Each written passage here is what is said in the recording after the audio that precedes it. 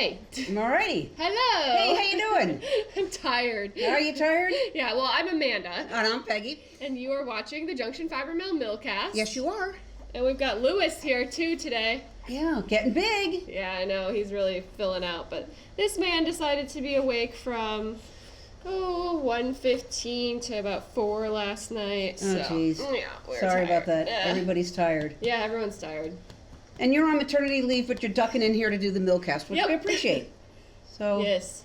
Oh, he is really alert. Yeah, he's awake. Yeah. Hopefully he sleeps this afternoon. That's my plan. And then Catch maybe up you on can get a sleep. nap in? That's the plan. Good. Hopefully. Good. So I don't have news about a new baby, but all our lambs are born. Everybody's happy. We finally caught up a little bit with the girls, so we have 9 ewes. Okay. And what's the map? boy count? 14 boys, so we have 23. Yeah, that's not too bad. Yeah, no, it's not bad at all. And everybody's doing well. All the moms are great. It's warming up. Although I say it's warming up, but there's ice in the bucket. Is cold. Yeah, the buckets were frozen this morning. Mm-hmm. But we got warm weather coming. Yeah. Hey, big guy. Yeah, so lambing. Yeah. Lambing check. done. Yeah, check. And the mill. Speaking of the junction or the Sabbatical farm wool. Yeah, we are working hard in the mill now. We've gotten all our stuff spun for Maryland and New Hampshire. We'll talk about that in a moment. So we're now working on the Sabbatical farm, and so you're spinning the mom's fleece. We're spinning the mom's fleece, and it's just gorgeous. It's just gorgeous. We're gonna hopefully we'll have a couple of natural colorways. We're not gonna dye any of it. Mm-hmm. I mean, why? It's just such a plethora of beautiful natural colors. Yeah. So in a couple of weeks, we'll show you all the colorways and give you some thoughts on what you might want to do with it. Yeah. But it's really lovely. Yeah. Yeah. And the other thing, should we talk about, speaking of yarn? Yeah, you have a lot of yarn pulled. I have a lot of yarn. Peg's like, we got to cover all this. Oh my gosh. I am so excited about this. I'm going to pick this up too. as one. Look at this. These are all our solid colors that we're doing. I'm going to do one more, but it won't be ready for Maryland. But all of these will be at Maryland and at New Hampshire. Us a sneak peek of what the color is? I don't actually even know. Oh, what the next color? I'm going to do a burnt orange. Ooh. Yeah, I want to do a burnt orange, but right now I'm just loving it. I think that I thought this like crimson red just turned out so beautifully. Yep. And this was our wild card. It's kind of a dusty peach. So the dye is peach, but because there's a little black brown in the actual fiber. Your dye, well, hold up the natural there. Oh yeah, here, sorry, thank you. So this is the natural. It's a very, very light gray. And so when the peach went over it, that's what you got. I think that's just lovely. Yeah, I am so thrilled. It all will go with all of our making tracks. But I also think, God, all the combos. Like, look at that combo. Yeah. Anyway, I am thrilled. Now, this is the fiber that we sourced from upstate New York. I sometimes refer to it as the 1,000 pound. 1,000 pounds of wool. Right, 1,000 pounds of wool. It's a Bluefaced Leicester with a little bit of Texel and Scotch mule. But it's really like 90% Bluefaced Leicester, and it's just yummy. So anyway, that's what's exciting. And it's not the only thing that's exciting.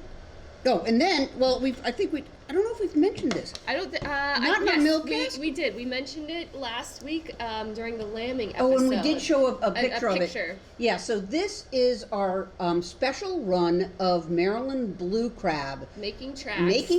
DK, the heavy DK weight. But if you're familiar with blue crab, we just went to town on it, and this will only be available at Maryland. Limited run. Will probably sell out at Maryland. Yeah. So. But man, I thought it just turned out so beautifully. Yeah, it's so fun. And it kind of has that if you want to go in different directions, sort of the American flag colors a little going bit on through it too. Yeah.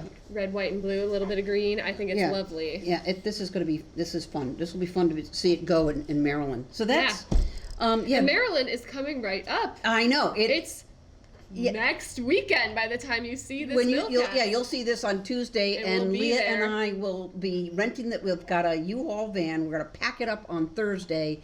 I think it's about a 7-hour drive. We'll head down there, and then we'll start setting the booth up on Friday. You and Cody and family will come by on Friday, which very exciting. Yeah. Yeah, I got to check the forecast. Oh, I haven't even done that. You know, I'm a turtleneck gal, but I have a feeling it's not going to be turtleneck weather. It's going to be more for the sport weight possibly, knits, which I don't really have any, but that's okay.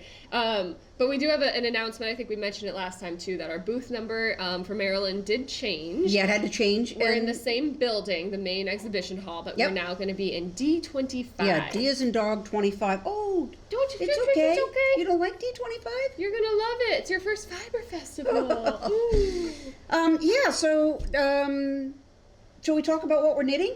I left mine in the car, but I did it on purpose because, I have maybe knit one row since I've last showed it, but I would love to see what you're knitting. I'm going to show you mine because the last time you saw it, you were still pregnant, and I think I had only cast on. Okay. I'm excited. I'm very excited. So I'm going to start with what I'm knitting. All right. I am knitting Thea Coleman's Smoked Orange. Oh, right. It's a cable monster, as I call it. It's cable, and then, of course, I have to have this chart thing to keep track of decreases and all this. Okay, drum roll. Enough of this. All right. Hands for a drum roll. So this is last year's Sabbatical Farm that I then dyed. Wow. And there it is. It's a cardigan. Okay, that is a lot of cables. It's cables and florets. Okay, I don't even. Oh, the floret. Are they like little bobbles? Little bobbles with stems. Beautiful. So there's the back, and I'm on the first sleeve. It's taking me forever. Done for Maryland? Is that your plan? No, I can't. The sleeves take more time than I thought, but I decided to strap on a pair, and I am doing. No, it's terrible. I am doing buttonholes. Honest to God, I mean I've got them marked. Amazing. Yeah. So.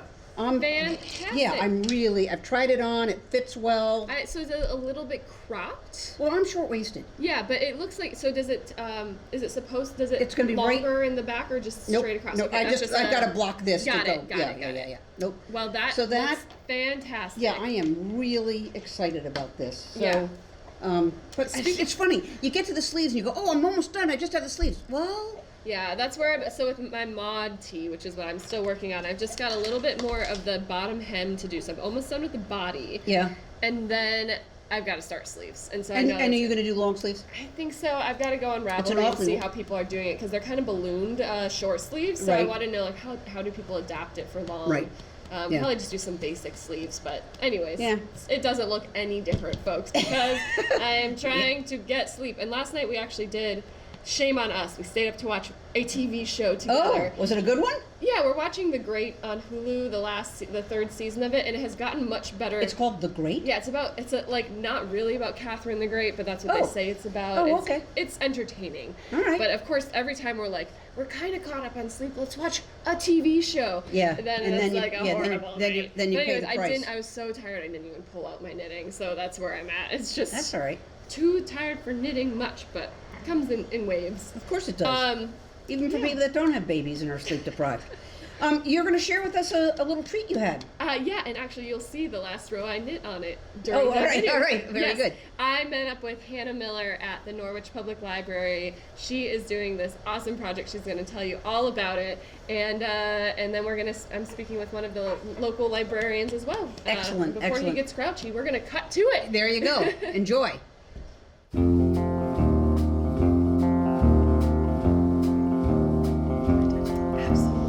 It looks so fuzzy. Ooh, that feels so good. What are you knitting?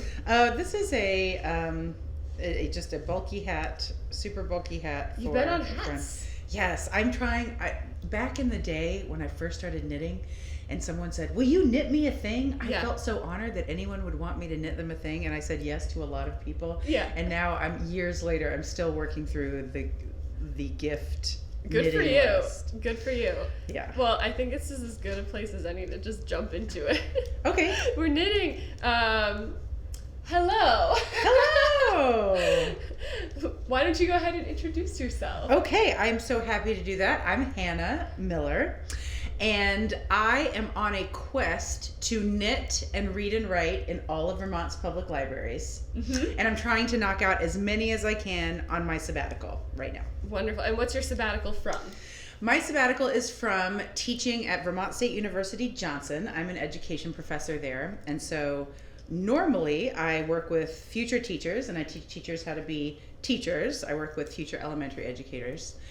And I love that job. I also love not doing that job right now. Mm-hmm. How long is your sabbatical? It is one semester, so technically January till May, but because we're off contract in the summer, I'm technically saying it doesn't end until August when I go back to teaching. Wonderful. That's a nice length of time. That's like more than half the year. It's amazing. Yes, and it has been so rejuvenating. I think every working human should have access to a sabbatical. Yeah, I agree. It's just been so nice to gain some perspective and remember what I really love about my job and to just explore things I usually don't have time to explore. And absolutely. I feel like I'm a little on sabbatical right now, right. on parental leave. I mean, I'm busy, yeah, but it's nice to take a break and like you said, get the perspective on things. I'm excited to go back, but I'm also really enjoying time with my baby, who is home with my mother, who's visiting right now from the Midwest. So that is why I had a moment to sit down with you at the Norwich Public Library. Yes, look where we are. It's amazing. I live in Norwich, so that's why I invited you here today. I love our library. I fell especially in love with it when I remembered it. I feel like before COVID, I was always go to cafes. I'd knit in cafes. I would, study or do whatever I needed to do there. And then COVID hit, and all those spaces, the third spaces, sort of closed, and that was a really sad time. Mm-hmm. And then post-COVID, I'm now a mom, and I feel like it's tough to find a cafe that can accommodate children in a relaxing way. And libraries are wonderful spaces that sort of accommodate everybody. So I've been coming here by myself or with my kids and going down to the children's library downstairs, and they're wonderful. But I'd love to hear why did you choose to do this project? Oh, well, for some of the same reasons that you did. Libraries are such lovely spaces to be in and to not have to spend money, for example. Yes, that's the other biggie. Yeah, if I was going to go to a cafe to do my reading and writing and research every day, I would be spending money every single time I left the house. Mm-hmm. And libraries are free, which is amazing. Yeah. Sometimes I look at these unbelievable buildings with all of these resources, and I think it's a miracle that they are still thriving in Vermont. I totally agree with you there. Yeah. So that was one reason. Another reason is that I know from teaching people about how people learn that novel experiences help form stronger memories. And I thought, okay, well, like you said, I'm on sabbatical, but I'm still busy. I have things to do. I have research to write about. And I knew that if I just stayed home in my house with my dog every day and I did my research, that it would just fade into the background of my memories. And I didn't want that to happen. So I thought, okay, what can I do that's local and will help me feel more connected to the community, that won't cost a lot of money? And libraries seemed like a great idea. Especially for this time of year where it's cold outside still. It's just starting to warm up.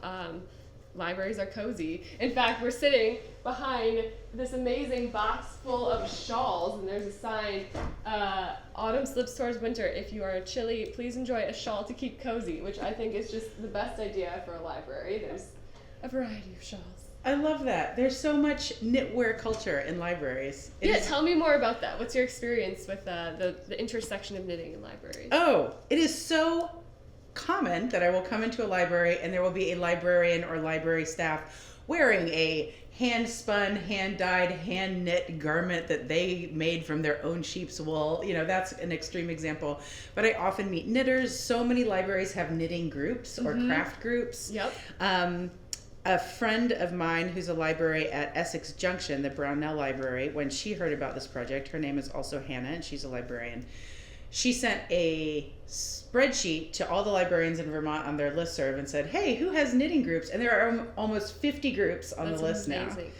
Yeah. So how many libraries, I know you're not, we talked about this, you're not a library expert, but I know you know, how many libraries are there in the state of Vermont? So there are 187 public libraries, according to the Vermont Library Association. And there are a few others here and there, like a north branch of the Burlington and a branch of the Aldrich, things like that, that I'm still trying to figure out where all of them are. Yep. And so I think that my number there is about 187, and I'm also trying to visit the academic libraries, so the university libraries and college libraries, and I think that there are a dozen or so of those. So I think the number that I'm going for is about 200. So what is the Norwich Public Library for you? Today is 58. Oh my gosh! Yes, that's 58. so exciting. I've got my number. You've been documenting this journey on your Instagram account. Where can people find out? Follow along as you continue on your journey. Oh, sure. So I am writing tiny little mini essays about each visit on my Instagram account, which is Hand Knit by Hannah. We will link it in the show notes. Thank you. And I also post to Facebook too. Yep. But you've got your number that you... Yes, so every time I go to a library, I hold the number up. So this is number 58, and I take my passport. Tell me about the passport. Okay, this is an amazing program. It was designed and invented by a librarian at the Randolph Library, Jessamine West. Okay. And it's not really in like formal operation anymore, but at some point, libraries got little special stamps. Like this one, the Bixby Library has a special stamp that when someone brought their passport in, they would stamp it as proof that they had been there. And some libraries now don't have those stamps anymore, so I'll just get the name of the library. This one, the librarian hand wrote her signature, so I have proof that I was there. But I still like to ask when I go to see who has a stamp, and usually they can find something to put in here. Can it fit 200? No, this is my third one. Oh my gosh, and it looks well worn already. Yeah, so... I love that. And I love the physicality of that. Like a real passport you can... It's not just a spreadsheet. You're bringing it around to all of these places and physically having somebody acknowledge that you did it. Yeah. I also like that physical piece of it, that it's something that I can hold and take with me. It's like a little boundary object that I take from one place to another. I love that term, boundary object. Oh, yeah. I heard that. That's great. That was a term I learned in qualitative research about a thing that helps someone carry meaning from one place to another when they cross through different sort of cultural doorways. I feel like knitting is that. Yes, knitting is a boundary object. Yeah. That's absolutely true. And That's books cool. too, I found, for me. And you know, when I'm reading a physical book, I often, like if I pick that book up, I remember the places I was reading it, especially when I've read longer books that have taken multiple seatings. Like when I'm thinking, okay, there's a passage that I want to remember, I often remember where I physically was reading it in addition to where on the page it was. Yes, I feel like that about knitting too. When I'm wearing this, I can what are you wearing? All the places. Oh, this is a throwback cardigan by Andrea Mowry. It was one of the first things I ever knit. I love the colors. Oh, thank you. What are you wearing? Oh gosh, I knew that was going to be your next question. It is the sweater number 8 by My Favorite Things Knitwear or something like that. It's I think a Danish knitwear designer. I was knitting it, I think, in the past year on the Millcast, so there's a lot of me talking about how much ribbing I had to finish. Oh, that's right. And now that I'm not super pregnant, all my knitwear fits me again. Although the problem I run into is I'm also breastfeeding, so I can't wear any pullovers easily. So I'm just stuck with. I need to knit some cardigans. Is basically what it comes down to. But speaking of knit objects, we should talk about this one. Yes, this is my emotional support chicken. Hen Solo. I love it.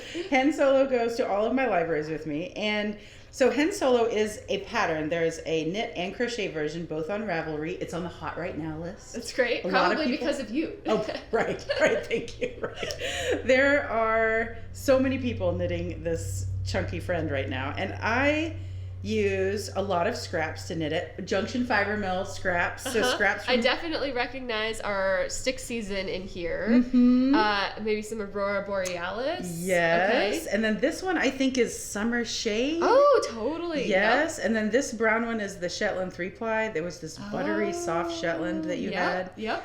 And then some other hand spun things I got at festivals here and there. Yeah. And what did you stuff it with? It is stuffed mostly with yarn scraps, you know, like when you weave in ends and or if I have yarn bark I have to cut off of a project. And then also some pieces of an old pillow that my dog tore up. Well, this is a great way to use up from your stash. Oh yeah, look at all this. Oh yeah, also Aurora Borealis. So beautiful and so I just want to take a nap on your emotional support chicken. It is great. Like, you hold it under your arm and it genuinely offers emotional support. It's great. And I feel like endears you to anyone you're about to meet that day. Yes. Like, this is a friendly person coming with their emotional support chicken. I hope that's what they think that. Sometimes I wonder when I say, hi, my name's Hannah. I'm trying to knit in all of the libraries, and here's my emotional support chicken hen solo. People are like, okay, what is this person doing? So what has been the response to the project so far? Oh, people are so amazing. Librarians, first of all, are so good at knowing what's going on. Mm-hmm. And so they're also so good at helping everyone feel affirmed in their interests whenever they come into a library. You know, I feel like librarians have special skills in just helping us find something that we're interested in or that we love when we go into a library. And so when I go, even if they've heard of the project or not, they always make me feel so welcome. They squish the chicken. They're happy to tell me or give me a tour of the library and tell me some facts about it. When I go to libraries, I like to ask, can you tell me something about this library that I can't find on the website? Sure. Because I guess what I'm trying to do is capture what it feels like to be in the library. There's a great book called Where the Books Are, written by a Vermonter, Patricia Belding, I think. And it has a picture of every library with a historical blurb about each one, like the building and when it was built. And it's an awesome book, and she did a lot of research about it. But that book exists, and that's not what I'm trying to do here. I guess I'm more trying to describe what the library makes me feel like and the conversations I overhear and what's going on in the library. So it's kind of like the library's culture and personality, and also it's kind of autobiographical because it's how I feel when I'm in the library and what it makes me think of. Yeah. And I've just had so many people share why they love their libraries, and I love hearing those stories, and it's just helped me feel like a lot more connected to the people in Vermont. Yeah. Do you like, have you figured out anything specifically that lends, like, what's the Vermontiness of it all? Has that at all come across in your knitting in libraries? Oh, well, Vermont, it is Vermonty in that we have more public libraries per capita than any other state. Yeah. So why? I know. I feel like that's Vermonty because we have such a low population and yet so many readers and writers. Mm-hmm. Like when I was in the Greensboro Library, for example, most libraries have a Vermont section with books by Vermont authors or books about Vermont. The Greensboro Library had an entire wall just of books written by people who live in Greensboro. Oh my gosh. Yeah, like things like that. I didn't realize how many readers and writers there are in Vermont and how that culture has been maintained even in the times of the internet. And so something about retreating here and having the quiet and the natural landscape and that sort of thing lends to writing, and then a love of books. Yeah, and just a commitment to keep these libraries maintained. A lot of the libraries that I visit were built in early 1900s, sometimes late 1800s. And like this room that we're in is the original building that was built in 1901. And then they usually have these attachments. So it's kind of, like a treasure hunt when you go inside. There's this original room, and then there's a children's room and a special collections room and it's just fun to see how they've evolved over time, but still maintained this very Vermonty charm to them. Yeah. Well, is there anything I should have asked you and didn't ask you about what you're up to? And no, that was a lot of fun. I think I've said everything I need to say. That's great. Well, we will continue to enjoy your day knitting at the Norwich Public Library, and we'll speak to some other folks who know about the library and crafts and that sort of thing. Awesome. Thanks so much. It was great to be here. Thanks for knitting with me. Yeah. Conversation. Yeah. So hi, Lisa. Thank you for joining me. Why don't you go ahead and introduce yourself? Hi, I'm Lisa Milchman. I'm the assistant director at the library, at the Norwich Public Library. What does an assistant director do? Pretty much a little bit of everything, kind of keep things running operationally. So while Lucinda, the director, kind of has the overall picture of things, I kind of am more involved in the nitty-gritty. So like everything from circulation to interlibrary loan to intergenerational programming or adult programming in conjunction with Erin, our community coordinator. Great. So, yeah. How long have you been at the Norwich Public Library? 25 years. Oh my gosh. I just That's had amazing. my 25-year anniversary. Congratulations. So thank you very much. Yeah. And about the Norwich Public Library, how long has it been around in the community? Yeah, so the building we're sitting in now, which we call the 1901 room, was obviously built in 1901. So this is the original little square library. And then in the 70s, there was an addition that was done, which put in the basement downstairs, which is now our community room. And then around the time I was starting in 99, there was a bigger addition put in, and finally gave a full children's room devoted just to children. Yeah, and that's a wonderful room, especially as someone, I now have a toddler and a newborn, and my toddler is like, we can bring her and she can play with the markers and the magnetiles, and she has a great time. Not to mention, like, we always get to bring home books. Yeah. So that's just great. Yeah. And you mentioned the community programming, and I know there's sort of informal knitting groups that sort of still meet here. Can you talk a little bit about the how the library you've seen it used for crafting and knitting and that sort of community stuff? Yeah. So things ebb and flow. There, quite a bit of time ago, there was a knitting group that was focused on young people and their interest in knitting, and that ran for a long time. They made some of the shawls that we still use to be cozy. I brought those out when I was talking with Hannah. I think that's so great. Yeah, and so that ran for a while, and then there's separate from the library, there's a knitting group that meets on one Wednesday a month. They have been meeting for probably at least 25 years at the library. There used to be a spinners group also that met, and they sort of got more informal, and they don't come anymore. So we don't have much direct interaction with that knitting group, but they are here. We have kind of along sustainability lines, tried to develop some programming around, reusing and repurposing and fixing different sort of clothes and fiber. I was here for the mending cafe that you just sort of relaunched, and I think the knitting group, the sort of knitting group that one of the librarians is involved with, met right after that. It felt like a really good mix of skills. Yeah. And it's just great to have the space for doing something like that that doesn't sort of impede upon a business or something like that. And have a space for community to do these things. It's just great. Yeah. During the pandemic, I was just thinking about this. During the pandemic, I think in 21, with the help of Mascoma Bank underwriting us, we did craft packs. And you would sign up for them, and then there was an event.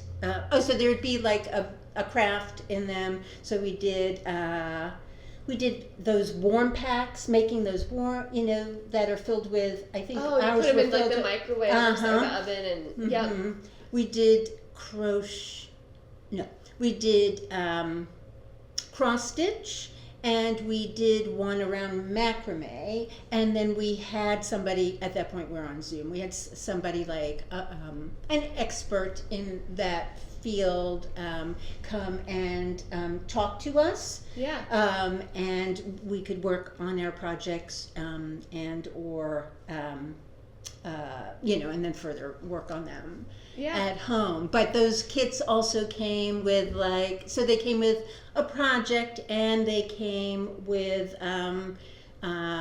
tea and a little snack. That's great. So cozy. So we really love those, and the community responded so well to them, in part because the library wasn't fully open. Yeah. But I was just thinking about how how maybe to revive that around knitting. Well, one thing that just came to my mind, it's not as much community oriented, but I don't know if people know that you can check out audiobooks through the public library system, at least in Vermont, through the Libby app. And at knitters, we need our hands and our eyes to be knitting, but our ears aren't really necessary. Right. So you can always be listening to a book while you knit. And I know my partner at the mill, Peggy, and we both love listening to audiobooks, and I am so appreciative that we can check them out through the library. So there's more to the library than just the physical space. Though I also encourage people to come and knit in a library like what Hannah's doing. And do you get many folks who are coming in and knitting in libraries that you see, or not too many just coming in? I know some libraries now are we put our energies towards the mending cafe. I know some libraries are now having just sort of knitting circles or sewing circles. And I guess that's the folks that meet every other Saturday. That's sort of what that is. I mean, they mostly know each other, but that's not to say that other people can't join in that. But we don't see a lot of people just coming in and more people should do it. It's such a lovely place to get out, just switch it up, get out of the house, interact with community. Absolutely. And there's so many lovely books to check out, but in addition there's games and all this sort of nice stuff you can find at your local library. Yes. And in the summertime we have this lovely garden space for people to hang out and do whatever they would like. Well, thank you so much for joining us, Lisa. Hen Solo. Oh, my emotional support chickens. You're welcome to squeeze if you want. Oh, Doesn't it make you feel emotionally supported? It does. And this is Hen Solo's sidekick, Chewbacca. Oh, that is so great. That's great. Yeah. So I hear you have the magic stamp. I have it right here. Okay, let me see if I can find an empty place. Still have your Yeah, I'm on my third one. Yeah. They're also different. So there's Bixby's is round. And then, it's for their window. Yes. And then Randolph's, do you see how Randolph's is like embossed almost? Oh, yes. Yeah. Okay, but you get a fresh page. We have a nice blue one because that's our color. Woo! It gets its close up. That's great. So I just think she's the bomb. She has such a good energy about her. She really does. She just enters a room and she's everybody's best friend. Yeah. Yeah. So it was lovely. Follow her on Instagram. If you got an Instagram account, check her out because all these libraries she's visited, she writes just great stories about what she saw at them, and I mean that there'd be a library with bathtubs. Honest to God. I know, and I'll link to the article from I think it was 7 Days, but they did a little video of her and her wife visiting the library that's right on the Canadian border. So the border runs right through the library, and it's a pretty funny video. You can knit and browse books on straddling the line, which is pretty cool. Yeah. Wow. Well, we hope you enjoyed that. Just as a reminder, come find us in Maryland at the Maryland Sheep and Wool Festival, booth D25, and then the very following weekend, the second weekend in May, we are at the New Hampshire Sheep and Wool Festival. So if you can't make it down to Maryland, come find us in New Hampshire. And my intention is that the Millcast next week will be a wrap-up from Maryland. Hopefully I can get that turned around on the long drive home. But there you go. Yeah, so you'll see all about it if you can't make it. All right, Lewis, do you want to say goodbye? Oh, busy boy. He's goodbye. Signing off. See ya.